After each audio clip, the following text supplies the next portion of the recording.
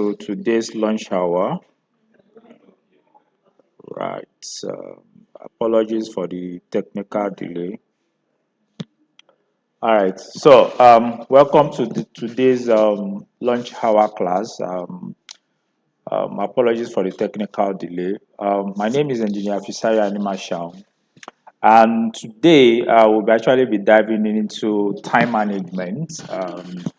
You agree with me that as a facility management professional, time management is one of the critical competency you are expected to have as a professional facility management professional. Given the fact that we kind of manage a lot of activities, we have a lot of um, I can remember vividly when I started my career as a facility management personnel. One of the skill and most all employer looks for in a prospective facility management professional is what we call the multi-skill ability to juggle multiple tasks at the same time and deliver value for your client. So today we'll be diving into the practice of time management required. We'll be diving into the practice of facility in the practice of time management, which by trying to see how we can shed light on how this practice of time management actually apply to a facility manager. The practice of time management require focus and conscious planning to help win back control of your busy day and conquer financial goal. In the terms of facility management, I will probably put it as time management um, is a way for us as facility managers to be able to distribute our time in a way that we are able to touch all critical issues that will help to keep our facility functioning. One of the biggest headache for a practicing FM is that our days are always very busy. And, we are running from one point to another. We are dealing with this, we are dealing with that, and at the end of the day, we are getting a feedback like we don't know what you are doing. Yes, you are running around, but we are not seeing value. We are not seeing an output. We are not seeing your impact, and you feel like, oh, we are doing so much.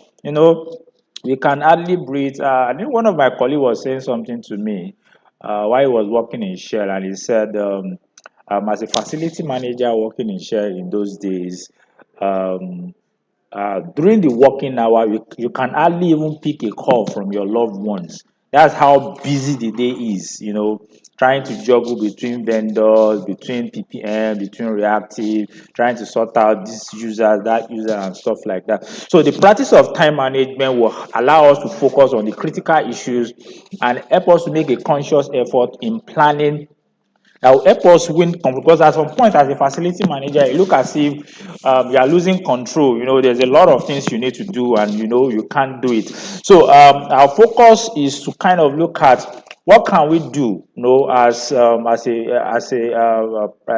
practicing professionals. What are the challenges we often presented in a workplace which can affect our ability to make optimal use of our time. We are looking at how to prioritize, how to set goals, appreciate the organization mindset and space around us, and our ability to be able to overcome time management barriers, so to say. So, in this course, we will provide you with appropriate strategy to increase both personal and professional productivity, as well as learn to work smarter.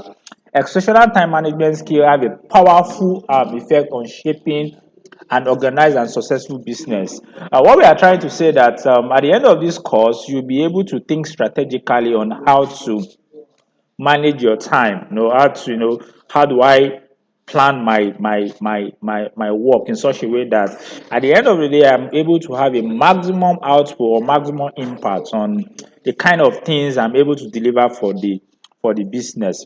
So objectively, our objective for today will be looking at how to overcome procrastination quickly and easily, how to undo unexpected barriers and distraction, How to delegate effectively is one of the biggest problem a lot of facility managers is that we want to do everything, you know. A lot of us has a lot of subordinate, and we have this mindset that, oh, I can do it better than anybody. So because of that, I prefer to do everything myself. And at the end of the day, you get choked up, and at the end of the day, you can't even deliver value for your organization. So our focus basically will be help you to understand how to delegate effectively, help you to plan meetings more appropriately and effectively.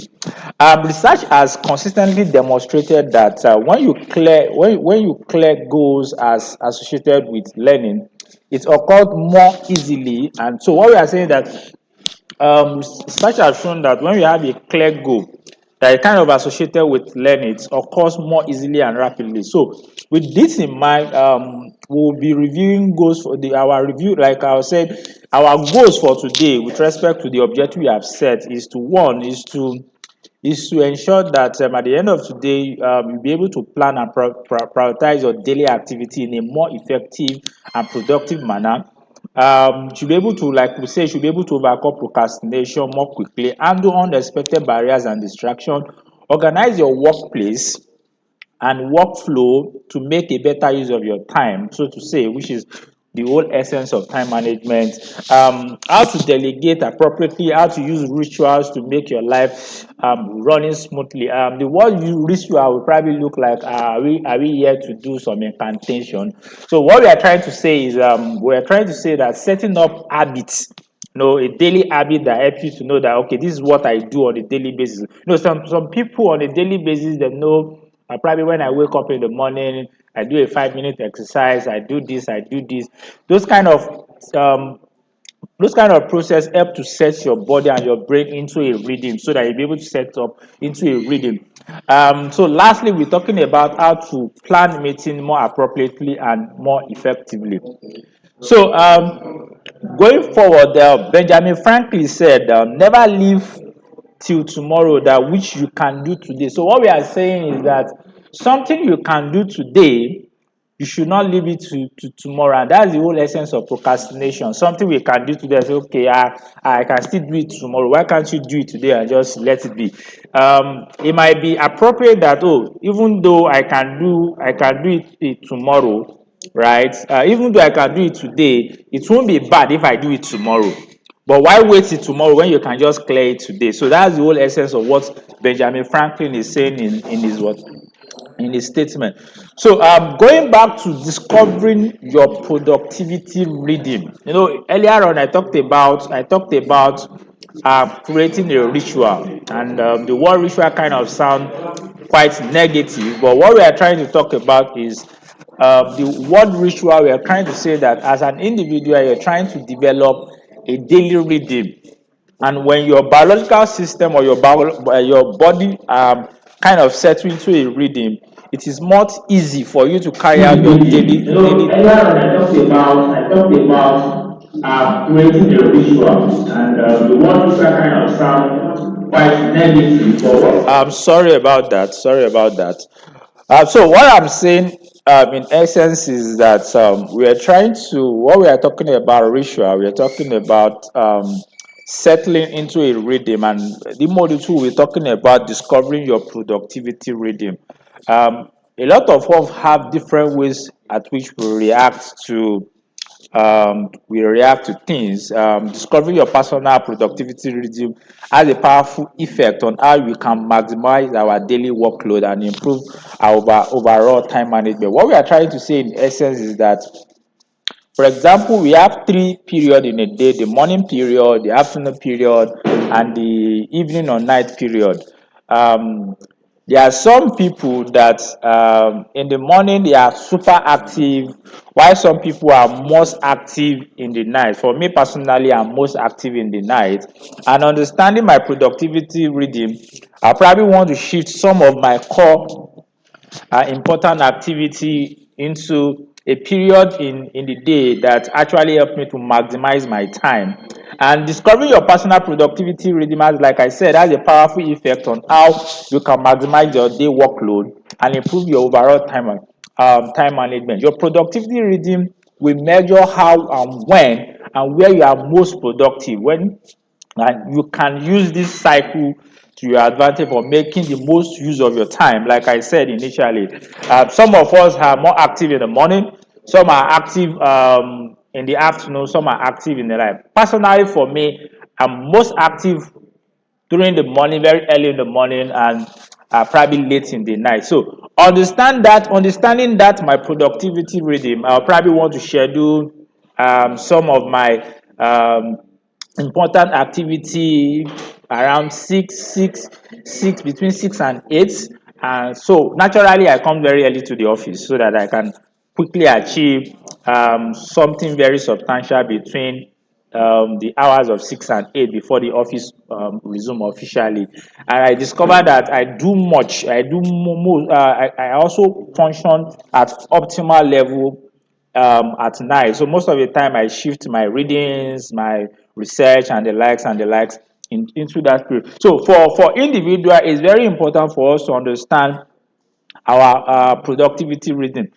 When in the day are you most active? When in the day are you most you are like what people call you are on top of your game, so to say. So understanding that and knowing that will let you know adjust your adjust your activity to match where you are most active, or you have the so-called energy. So talking about knowing your energy level fluctuates throughout the span of the day, which is exactly what we talked about, understanding your rhythm. And it is highly beneficial to maximize your times based on your energy level. You don't want to put the most important tasks during the day where your energy is at the lowest. You want to put the most important tasks at the period in the day where you have your energy level at the peak. And energy level, like we say, energy level fluctuates during the day. Is highly like we say, the pattern. So this energy level kind of the pattern are kind of connected to the ability to use our brain power to think clearly. The term morning people, night owl are often used to describe one most productivity hour.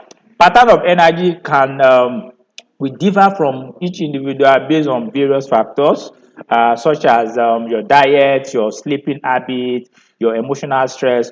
Once you determine your peak performance time, like for me, like I said, morning, very early in the morning, late at night, the most appropriate time for me when it comes to when I have my what do you call it, my highest energy level. And it helps to as an FM, you'll be wondering, will I, because I'm very active in the midnight and I'm probably very active in the daytime, does that really translate to the fact that my office work, I'll probably take them at home and figure out how to, to do it, so that when people ask me, can you deliver on this thing, I say, you know what, I have to wait because I'm a night person. I have to wait till night before I can do this. So what we are just trying to say is that you can look at your activity, the most critical of your activity that probably required some high level of brain power and stuff like that. There are some activity you can kind of take home um, for you. I find, for example, you are an FM person and you are asked to develop a strategic document, so to say, and you know that you're either a very early person or you're a night person, which means if you try to do that kind of task during rush hour, like in the afternoon, you're probably going to have a very messy output.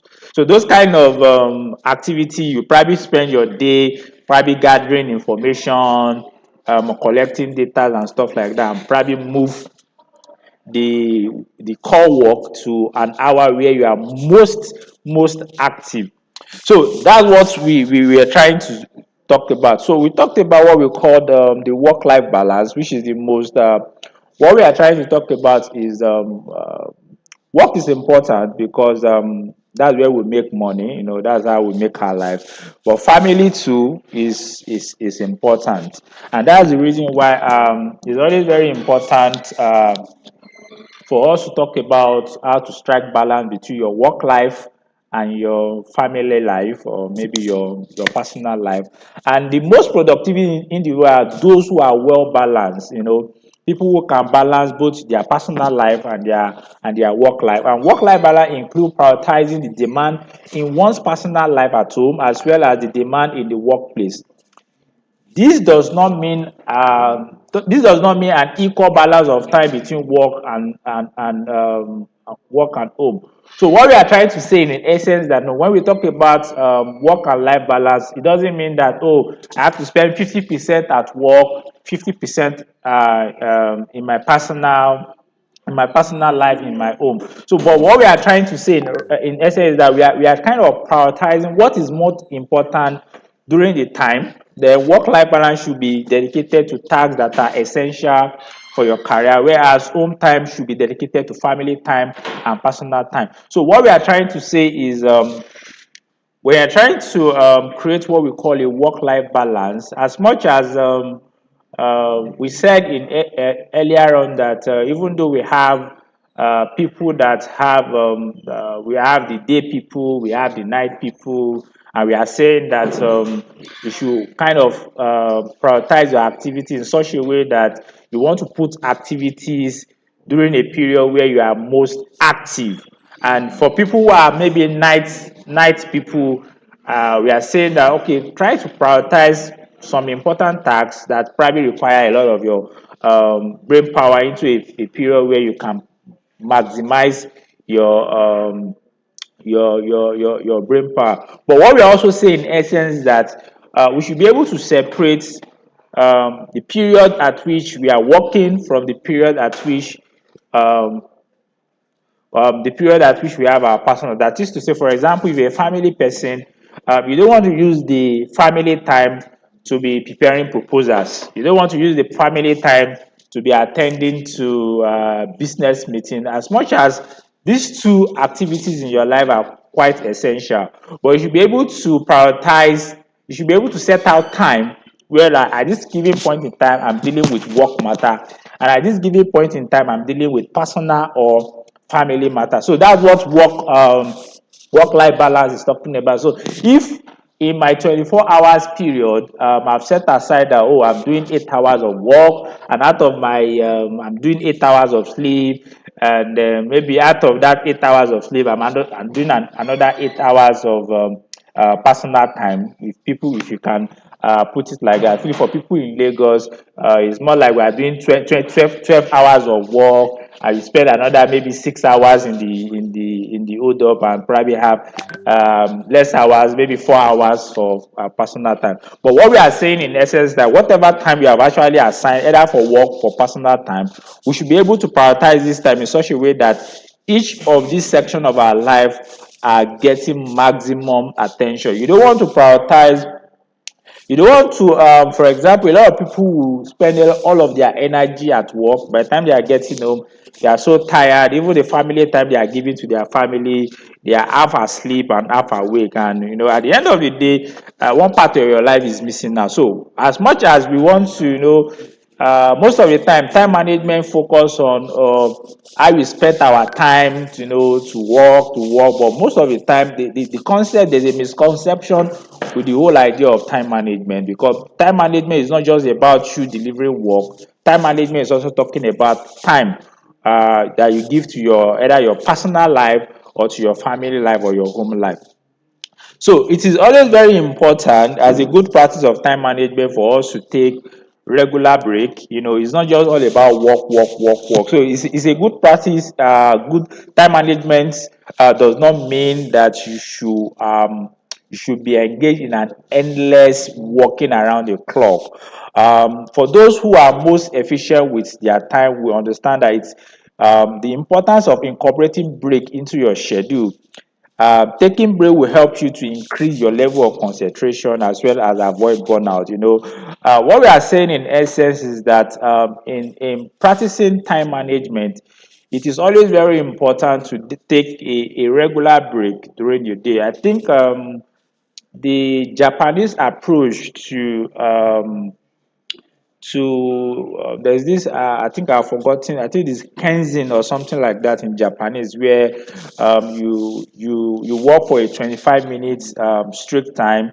you take like a 3 minute or 5 minute break in between to walk around, stretch your leg, then come back. So you don't do a 4 hours or a 3 hours walk straight. You do a 25 minutes, then you leave your system, you walk around, then you come back. Those walking around, so if I'm trying to solve a problem and probably maybe getting stuck, the 5 minute or 3 minute break that I've taken to walk around will help me clear my brain. So by the time I'm coming back to my system or to my desk, I'm coming with a fresh eyes. And also time those regular break too can also help us with networking amongst our team. Those three minutes you want to quickly get a coffee, you can make Johnson on the way, and you can just extend some pleasantry and just exchange your gist. Oh, you watch that Man U Chelsea football yesterday? No, extension banters and stuff like that. So it kind of bring you back into the mood by the time you are coming back to your system.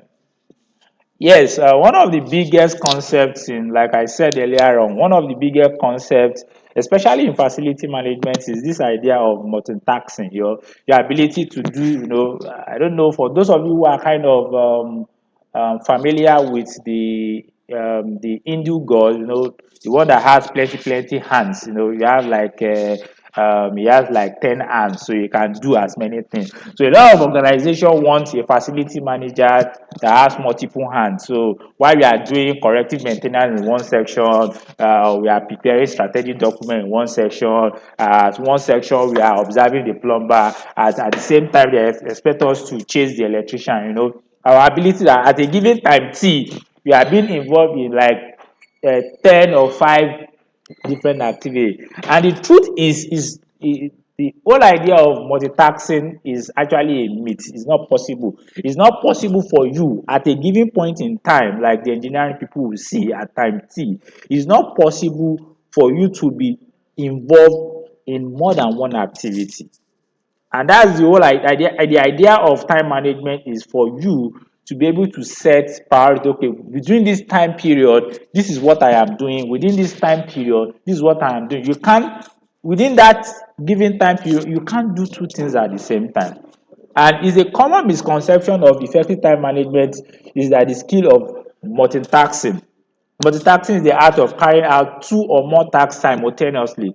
Despite how this may seem like a sufficient way to to conquer the to-do list, like you have a 10 to-do list, you can be doing two tasks at the same time. It's actually harmful to your productive rhythm and leads to significant loss of value time. Multitasking and good time management are opposite to one another. Like what we are trying to say, you can't.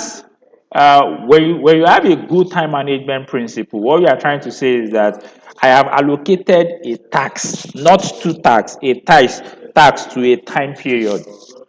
But when you are talking about multitasking, you are saying I've allocated two or more tasks to a time period, which practically speaking is not possible, except you want to use one eye to look at one task and you want to use the second eye to look at one task. I don't really see how that is going to work. Performing multiple tasks at the same time will cause you to stress more, perform poorly, and increase your chance of burnout. Our brain are not designed to handle multiple assignments at once, such as answering mail while conversing on an important business call. This is the major advantage to devote all of your energy into one task because so what we are saying in essence is that the whole concept of multitasking, your ability to do more than one task, is a myth. Is not something that is possible because it's not possible for you to have your concentration on one thing at the same time you are giving you can't have what they call divided attention,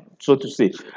For some of us who have been practicing for a while, you discover that it is very stressful mentally for you. Let's assume you are probably writing an email at the same time a colleague of yours is giving you a gist. You discover that you find it very difficult to organize your thoughts into either the email that you are writing or trying to pay attention to the details. Most of the time you say, can you just give me a minute? Let me quickly finish up with this. That practical experience should prove to anybody that it's not practically possible for you to pay attention at once to two different activities. And I will cite another example. For some of us that have actually attended maybe operational meetings and the like, you discover that while you are in the meeting and probably you are chatting up with a vendor, you discover that you will probably lose track of important information during the meeting because your attention is in something else. Why some people will probably brand the whole idea of multitasking as some superman skill and stuff like that. But if you want to strive for a good practice of time management, right, your ability to maximize your time and achieve a good result for yourself, for your organization, it is important to understand that it is not possible for an individual to be engaged in more than one activity at a given point in time. So the whole essence of time management for you to spread out your activity and give them a kind of a priority in a way that it is easier for you to knock them out and achieve a better result for your organization. So so now we are back on what we call the time batching. So what is that time batching? Time batching is a great productivity system to improve focus and build structure on your daily tasks. So what does that actually mean? What we are saying is that it differs from the multitasking. This approach involves grouping similar activities and organizing dedicated time period to complete this time task without interruption. So in computer system, there's something we call batching. Batching is a way of even okay. So even in computing, right? As powerful as your computing system is, your computing system cannot multitask, so to say. Even though we claim your computer can do multiple things at the same time, it's not actually true. When you break down your computing system to the basics, to the whole concept of computing, your computer can only execute a task at a time, and that's why in computer we have what we call a queuing system. A queuing system is a system where your computer receive a series of commands, and it put them in a queue, and it started sorting them out. What do you call it? Sorting them out on first come, first serve basis. So, but a batching system, we can have also most advanced system use what we call a batching system, where you can kind of group a series of activities or processes according to the processes. Because so I can say, okay, so today I want to deal with plumbing issue, right? Then I look at my activity and say, what are the plumbing issues I'm supposed to deal with? So I have about 10 plumbing issues. So I can group those activities, and I can leave electrical issues for today and deal with maybe within 8 p.m. and 12 p.m. today. I just want to deal with plumbing issue. And the reason why we want to do that is because we discover that because it's a plumbing issue, we are probably going to use the same resources, the same people, probably the same material. So putting those activities together and setting a time period for those activities so that we can concentrate and knock out all the plumbing issue is a great way. Instead of multitasking, what we have done is what we call time batching, by putting related activities together. The practice of time batching is advantageous for everyone, whether you are having a difficulty in focusing on a task or you are having many disturbances in your workplace. It become very easy to be distracted, or you just simply look to have a productive day. So the time batching is a simple process to improve.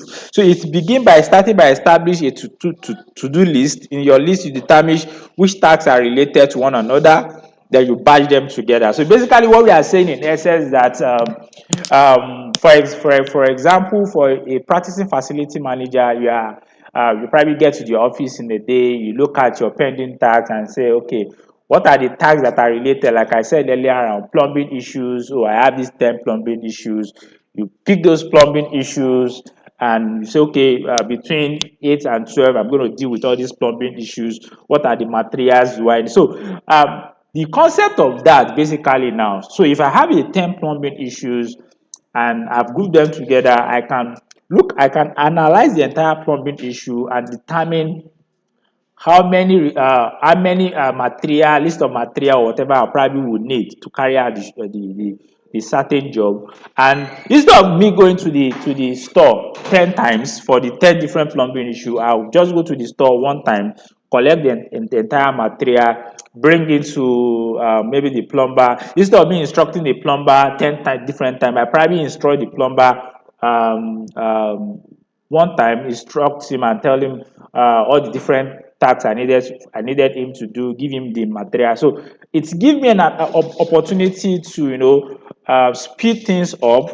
cut down the time I'll probably spend on a task by by dealing with a group of tasks. And that's exactly what we talked about when we are talking in economic, when we say economic of scale. So the whole idea of batching is to help us maximize our resources in terms of how we address issues or how we solve issues. According to moving forward, I don't want to start giving plenty quotes or telling us about different quote and what do you call it, motivational quote, because today's class is not just it's not about a motivational quote, so to say. So let's move forward. Let's talk about managing time with goals. Um, one of the key things I do ask my staff is when it comes to activities. One of the key things I always ask them is, why are you doing what you do? Because if you understand the reason behind an activities, it is very important. It makes it very easy for you to prioritize the tasks, to know, okay, this is what I need to do now, and this is what I need to do later. Goal setting is a critical is critical to effective time management strategy, and essentially a goal setting is a fundamental key to success. By envisioning the prospective future with a specific goal in mind, you'll be able to increase the efficiency of your time used to get there. um I will cite an example.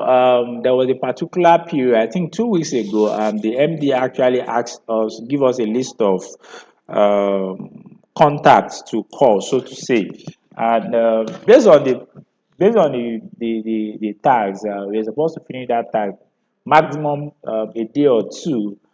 But I discovered that the team were struggling for almost a week, and we could not even knock out 80% of the number. And when I start looking at the root cause of the issue, and I discovered that the goals or the idea behind the activity, which the MD actually passed across, was not properly passed to the team. So in their head, why they have a certain number of contacts they're supposed to make in a day, which they did based on the daily record of activity. But what the team have done is, instead of prioritizing the list the MD has given to them, they kind of take some few contact from that list and focus on their own personal list. And which at the end of the day, they are able to make their targets, but we are not able to satisfy the goal which the MD have set, which means the whole aim behind the activity from the onset was defeated. So when it comes to time management, it's not just good enough for us to say, oh, I have this list of activities, I've assigned them to various time period. Okay, I'm going to do this tomorrow, I'm going to do this maybe next week Monday, I'm going to do this.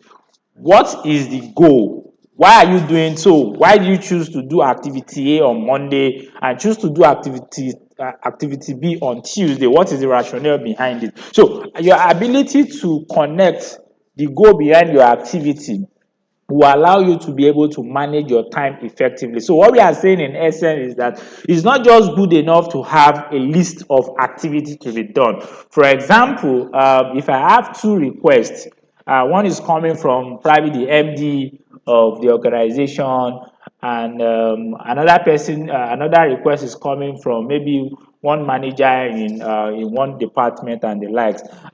Both of them are probably pressing issues, and it's not possible for me to address the two issues at the same time, right? When you come in to go, you ask yourself, which of these tasks is most important at this point in time, at this point in time. right? And smartly, looking at it smartly, you probably want to prioritize as much as you want to prioritize the MDs. It is also good customer relationship experience, or a good communication practice for you to reach out to the other party to let them know the reason why you are delaying, and probably assure them that their own job will be, will be addressed at a given point in time. So what we are saying in essence is that it's not just good enough for you to have a list of tasks, but you should be able to link the reason behind those tasks, the reason behind those activity to those tasks, so that it will help you in determining the time period in which those activities will be best suited for. And it is a common practice for us to use the SMART acronyms for us to define, or for us to define our goals. They're always saying that if you want to define a goal, your goals should be specific, should be measurable, should be achievable, should be relevant, and should be time bound. And the focus of today's class is time management, which actually talks about so when you say a goal is specific, what we are saying in essence is that in order for you to achieve a goal, you must be very clear about what exactly you want, or you want to do.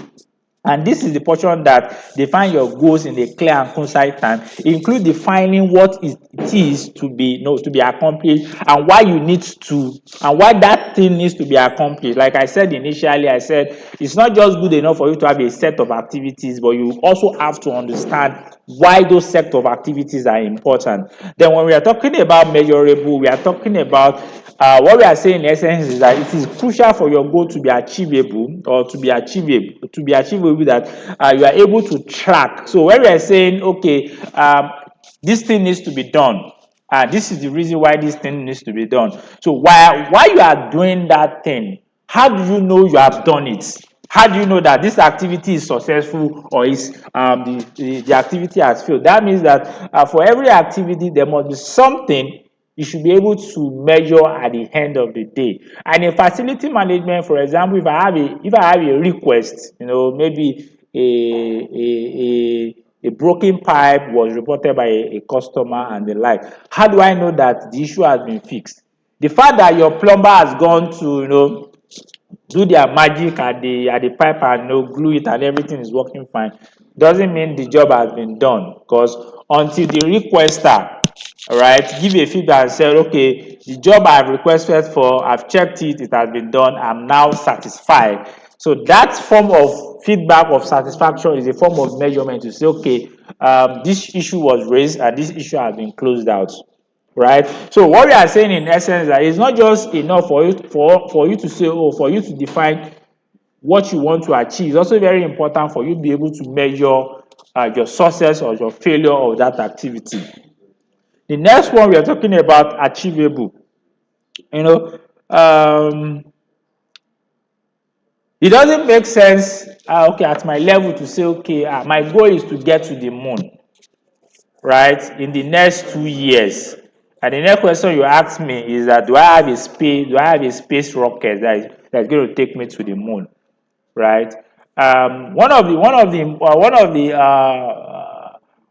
the funniest practice we have, especially within the FM space, or probably in the workspace generally, annually, there's always these goal setting activities, and we throw a lot of unrealistic goal, because they ask us to do goal setting, then we just want to impress our management and whatever, then we set some unrealistic goals, so that, but in papers those goals looks beautiful on paper, but they are not achievable. So what we are saying in essence is that it's beautiful for you to have a clear picture of what you want to do. It's good for you to be able to say, okay, if I do this thing and it's successful, this is how I'm going to measure it. But ask yourself, can I achieve this thing? Do I even have the resources to achieve the set out goal? So it's always very important. Setting a big goal is great, but setting an unrealistic goal will be just will be a demoralization, will kind of give you a sense of demotivation, because I've set this big goal. At the end of the day, I can't even achieve the goal. So what is the point of setting the goal in the first place? A good goal is one that is available. There's availability of knowledge, there's time, and there's resources to carry out the set out goal. Does it make sense for you to give a plumber a task, and probably the plumber needs some resources or some material to achieve that job, and you refuse to give the plumber the needed resources, and you are telling the same plumber that this job must be completed within the next 4 hours? How do you want him to do it? Is he a magician?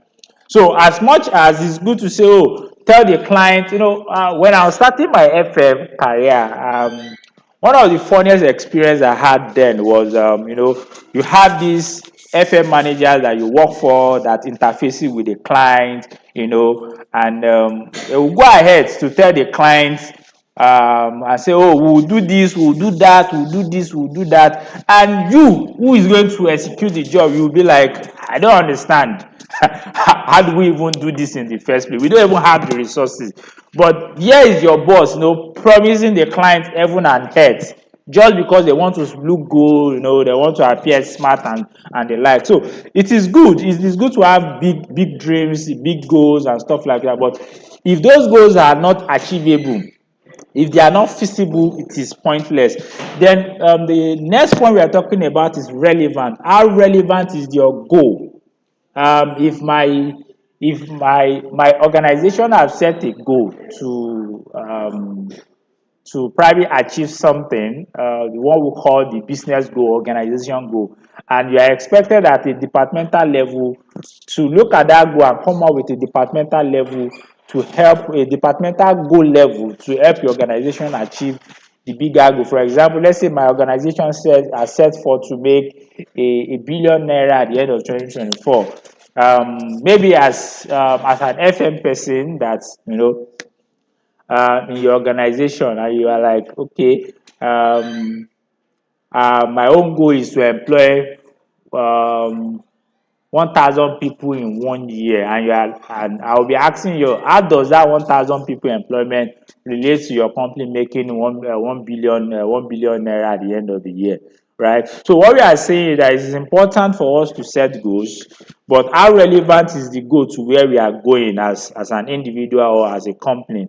And lastly, we are talking about time plan, right? You said for your goal to be smart, there must be a time period. There must be, you can't have an open-ended goal. Oh, I want to achieve this thing, when I will achieve it.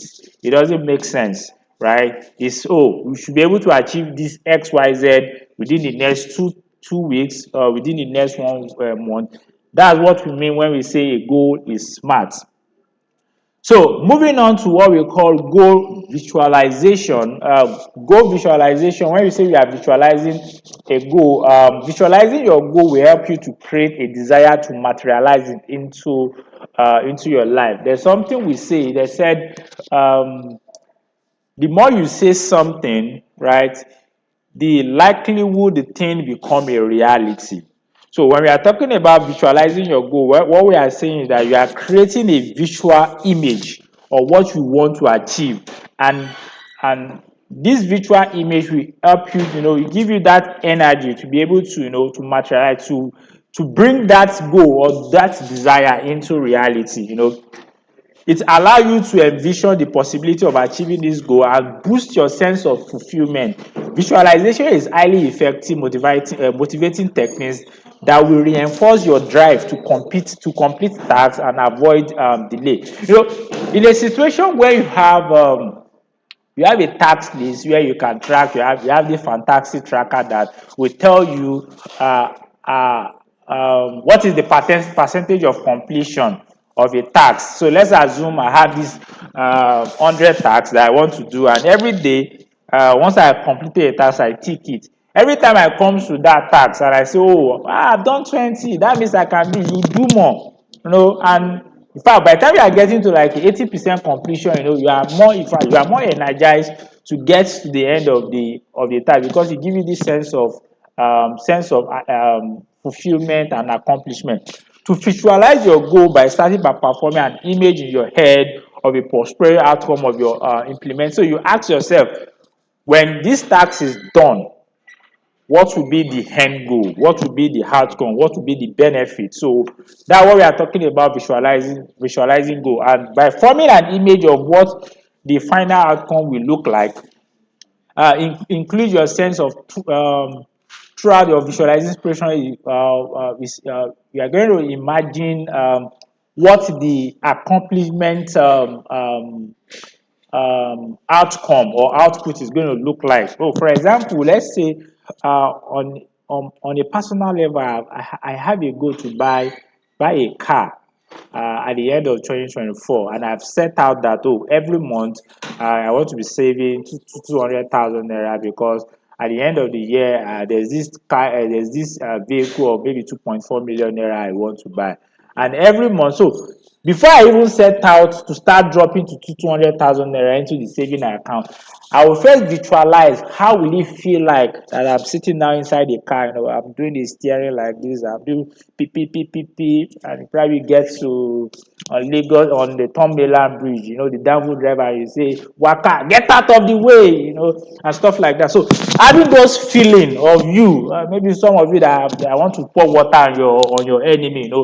Those people that you feel that when you meet them on the street and there's water, you just speed and you splash water on them so they know that you too have bought your own car, right? So you want to visualize that feeling of accomplishment, and that feeling, that visualization is going to sustain you throughout that 12-month period where you'll be saving the money, so that you won't get to July and say, "Well, all die like that, let's just break that whatever and go and buy and go and enjoy ourselves." So the whole idea of visualization of your end goal is basically to give you that energetic spirit that will actually sustain you throughout the period of trying to implement the set goal.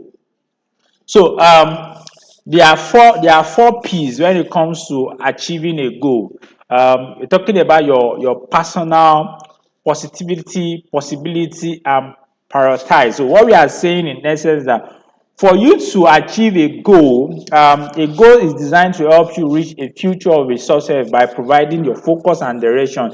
It's fundamentally, it includes goals while planning a project and advancing your work performance. However, it is not every goal that will be effective goals. So when establishing a goal, it is important that they convey the power of the four P's: being personal, positive, is it possible, or prioritize. So when we say personal, the goal must be personal in order for you to achieve.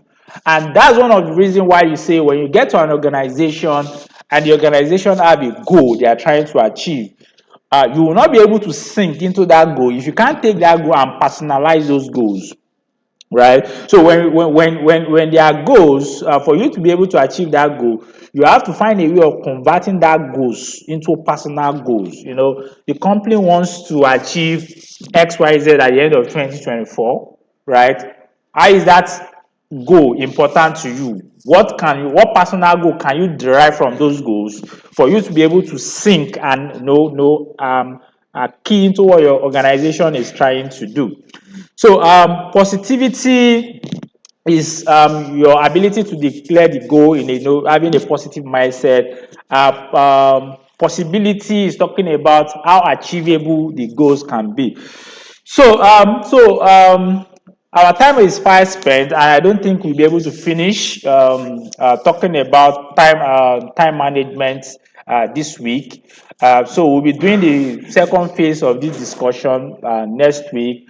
We'll be starting by discussing creating a productivity journal, a journal that helps you to track your goals, your achievement, and the likes and the likes. So by next week, basically, we'll be diving into how we can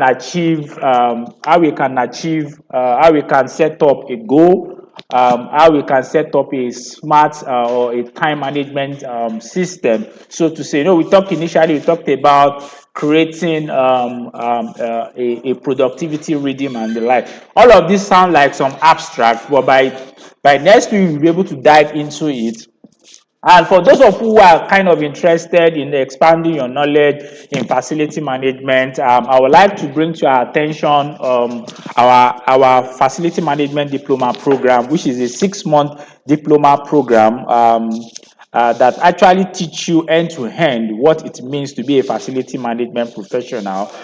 You can visit our website at promo.facilitymanagementcourses.com to have a more robust understanding of what the course entails and what the prices are. And at the moment, we have two modules. We have the virtual classes for those who are very busy and they will not be able to attend the physical classes, and then we have the physical classes. So the virtual classes run on Monday, Wednesday and Friday, and the classes will be starting, I think our classes should be starting on the 5th of February, right, 2024. The classes for the virtual start from 5 to 7, Monday, Wednesday, and Friday, while the physical classes run solely on weekend, which is Saturday, from 10 a.m. to 4 p.m. every Saturday. One of the key takeaway from the diploma program is not just like every other diploma program you have there, is hands-on in such a way that we just don't teach you a bunch of gibberish in the classes. We also take you to site to see what it means to run at a successful facility management system, like showing you what it means to have a water treatment system, showing you how to manage a swimming pool, showing what it means to have a electrical system, showing you all kind of facility management system you can find in a typical facility. So it's a very exciting classes, and we have a lot of experienced facilitators that take you through the classes. So please visit promo.facilitymanagementcourses.com to have a broader view of, I think we have about 32 modules all in all, and so that you have a clearer information on what those modules entails and what you are going to learn in the class. So thank you for joining, thank you for tuning in for today, and see you next week.